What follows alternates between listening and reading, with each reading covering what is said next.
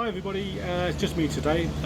Eva was up all night with her restless leg and she's got a migraine this morning, so she's inside in the dark. You can see behind me the window, we've got the blinds drawn and she's not feeling too good, so you've only got me today, unfortunately. Oh, and Flo, obviously. So it's day 12 or something, I don't know, 32. Day 32 in captivity, day 42 in the Philippines in total. Nothing specific in news terms today. We're still all raring to go for Sunday. Flights are booked, the taxi's booked. We've got clarification of how we're allowed to get there. So fingers crossed we'll be home on Monday the 20th, which someone may have mentioned earlier. It's Eva's birthday. You didn't hear it from me. So yesterday when I gave you the update, we talked about some of the food and stuff that we like to eat here. So what I was going to do today is go through some of the things we like to drink when we're here. Obviously, I say obviously, you may or may not know, the main brewery in the Philippines is San Miguel. It's not a Spanish beer, as some of you may think or believe, but it was stolen from the Filipinos when the Spanish invaded hundreds of years ago, which is why they have it as their main brewery now, which is one of the reasons why Philippines is called the Philippines, named after King Philip of Spain.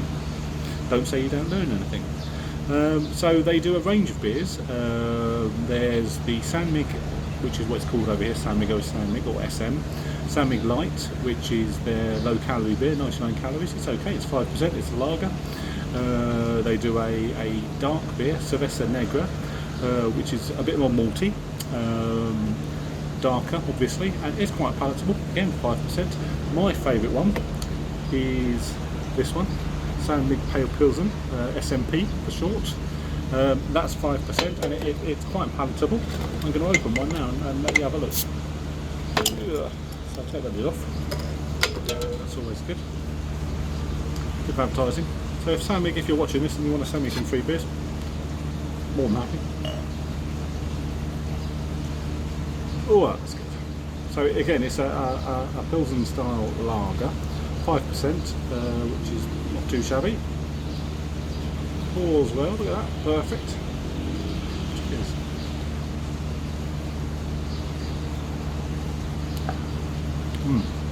Cold, quite dry, crisp,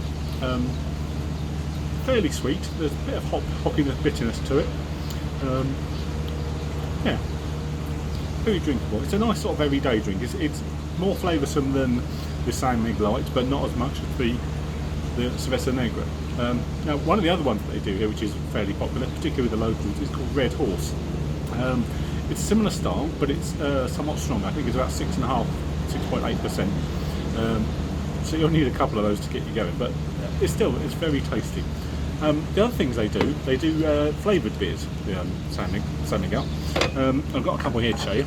This one is San Mig Apple, and this one is San Mig Lemon.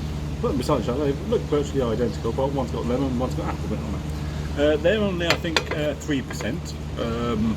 Again, they're refreshing, they're tasty, they're quite flavoursome, but they're okay. The trouble I find is that all the San Mig beers are pretty much lagers and they're pretty much the same. Okay, you've got the Dark Horse, which is Red Horse, so I keep calling it Dark Horse, it's Red Horse, which is a bit stronger, and you've got the Cerveza Negra, which is a dark beer, but they're all fairly similar. I mean, when we were here last year, local to where we're staying at Clarkton in Angeles, I found the Pinatubo Craft Brewing Company, which was out of this world. I was like a child in a sweet shop. I turned up at this place because we'd seen some bottled beers of theirs at one of the resorts we were staying at down at Subic Bay. So found out where it was, found out it was literally a few hundred yards from the hotel we're staying here, which is even more frustrating in the middle of this lockdown because obviously you can't leave the hotel. And they're shut anyway, but apart from that. So anyway, went along to this micro pub. They brew on site, they've got their own equipment, tons and all the rest of it, and it looks like a proper little micro pub with their on-site brewery. They had about a dozen different beers, ranging from a basic lager at 4.5% up to some dark bitters and pale ales up to 6, 7, 8%, and a stout, and they did a wheat beer and amber ales and all sorts, and it was fantastic. And I within reason tried to try as many different things as I could, all in the sake of research, obviously. And it was amazing, and was, like I said, was hoping to go back there this year. Unfortunately not this time. Never mind. I guess the other side of it, I mean, since I found that Pinatubo place, I was looking into it, and I've joined a few groups on Facebook and other sites about the Filipino craft brewing scene, and it's fascinating. It is such a huge thing over here. You wouldn't, or maybe you would, but believe. I mean, okay, it's big in the UK, it's big in America as well, and other places, but considering the range of beers they have here otherwise that you buy in the shops and the supermarkets is all fairly basic. You know, the craft ale scene, be it ales, be it beers, or whatever you want to call it, it's fantastic. I mean, in the local SM sort of big hypermarket, which is, again, you can see it from here, but we can't go there.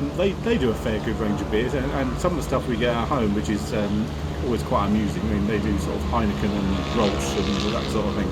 Very expensive over here because obviously have to import it, and it's strange that we go to these places, and when we were travelling on our first week when we were allowed out and about, we went to this one place, and their sort of guest beer was Murphy's Irish Stout, which, you know, I haven't had that in years. And the other thing I think they had, I found, was wherever you go, you always get Newcastle Brown in bottles. That's their guest English ale, which is always quite amusing. So that's enough about beer. Obviously there's the gin and the rum and all the rest of it, Tanduay rum and gin, which is made by San Miguel as well, and they're always good, and incredibly good value for money over here. And they're all big fans of their whiskey. Everyone seems to drink Johnny Walker label whiskey, which, you know, everywhere in the world apart from the UK seems to be huge. So onto the soft drinks, if they're that way inclined. Obviously there's your Sprite, and there's the Pepsi, and there's Coke, and there's a lot of sort of Coke Zero and that sort of thing. You don't get a sort of Coke Light or Diet Coke, it's all Coke Zero and Pepsi Max and Pepsi Light and all that sort of thing. That's fine. There's this other thing called Royale, which is basically an orange based drink, sort of tango-y type stuff, but it's a very bizarre bright orange colour, and it tastes unnatural. Eva likes it, so that's okay, but not for me. And she had some in a glass with a slice of lemon in it, and it dyed the lemon orange, so, you know, that's all you need to know. Also over there, they're quite a big fan of their energy drinks type thing. You know, you've got a lot of Gatorade, you get a lot of Red Bull, you get a lot of all that sort of thing, and protein-based drinks and your shakes and all the rest of it. And the other big thing that we like is this calamansi soda, calamansi fruit soda. I mean, calamansi, if you don't know about it, look it up, but it is pretty cool. It's a tiny little fruit, about the size of a large grape, should we say. It's a citrus fruit. It's green in colour. It probably would, I think, get to be orange if you left it long enough, but they come off green in colour. They're full of little pips, but they're very, very intense flavour of citrus, sort of lemony lime, but not as harsh as lemon or lime. They're really quite, no, I won't say sweet, but they're just packed full of flavour, tiny little things.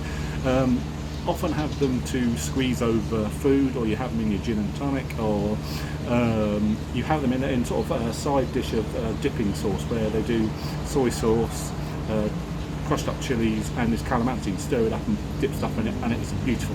And this fruit soda, it's a watered down, if you like, calamansi, because drinking calamansi juice on its own would be...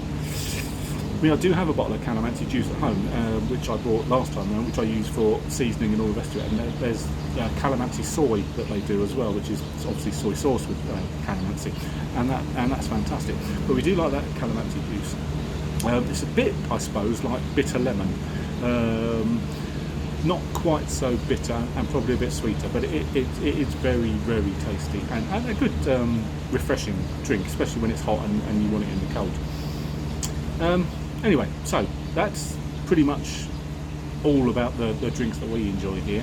There are going to be a lot more, obviously, but it's well worth a go. So keep saying it, but if you do come here, you've got to try these things. It's better to try something and regret it than not try and regret it, so try everything. Okay, well, I shall say goodbye. Eva sends her love to everybody. Sorry she couldn't be here today, as does Flo. You all take care and stay safe, stay indoors. The quarantine has been extended for 3 weeks, I see, in the UK. Oh well, I'm used to be sitting indoors, so sitting indoors at home is going to be a blessed relief. As long as we can get some food in, because there's no slots for delivery and we're not allowed to go shopping because we've got to be in quarantine, so I'll see what's in the freezer when I get in. Anyway, you all take care and I'll see you soon, and don't forget to wash your hands. Bye.